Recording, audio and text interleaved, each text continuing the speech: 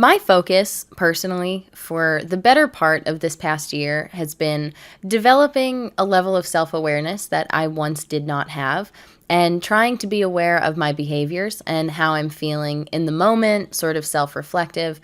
And that's been really beneficial for me in understanding the way that I'm feeling and where those behaviors or those reactions come from, and sort of unlearning the more negative ones and then teaching myself newer, more positive behaviors. And I've caught myself on a number of different occasions just kind of doing something, and as I'm doing it, in my head, I'm coming up with explanations for why I'm doing the thing that I'm doing, sort of like I'm prepared to justify my actions at the drop of a hat.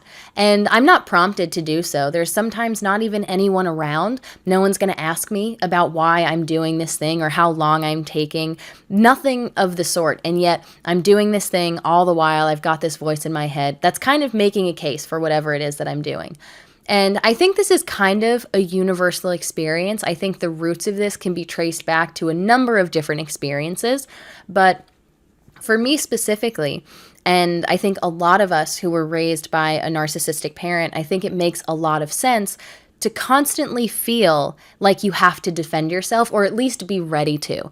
Because I think a lot of us throughout our childhood, so many of our words, our actions, our reactions, not only were they watched, but they were scrutinized. And if we said or did something wrong, if we made a mistake, that all of a sudden was sort of dictating who we were as people. It said something about our character, and it would be used against us. It was kind of like our parents, or parent for that matter, would kind of put all of these things in a bank, right? So anytime anything came up where they needed to use something against you as leverage, or to paint you in a certain light to sort of better suit their narrative, they had this bank of things that they could choose from. And so I think it's normal for a lot of us to just constantly feel like we have to be on edge, that we always have to be aware of what we're doing and feel prepared to defend that at any given moment. And that's a really hard behavior to shake, I would say, because I think you do it so consistently for so long that it sort of seamlessly integrates itself into your life. It sort of becomes your normal.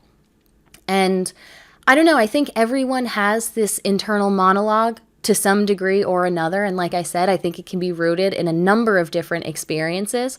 But for me personally, I think that's where it comes from. And I've been trying to just kind of let go of that feeling like I'm being watched or scrutinized, and that if I do make a mistake or if I do misspeak, then that's okay. Because I'm just human, and humans are flawed. I don't always have to be on the top of my game 24/7, ready to kind of stand on the hill that I'm on and die on it if someone calls me out or asks me a question about it. I don't immediately have to get defensive. I can change my opinion, I can admit my faults, and I can move on.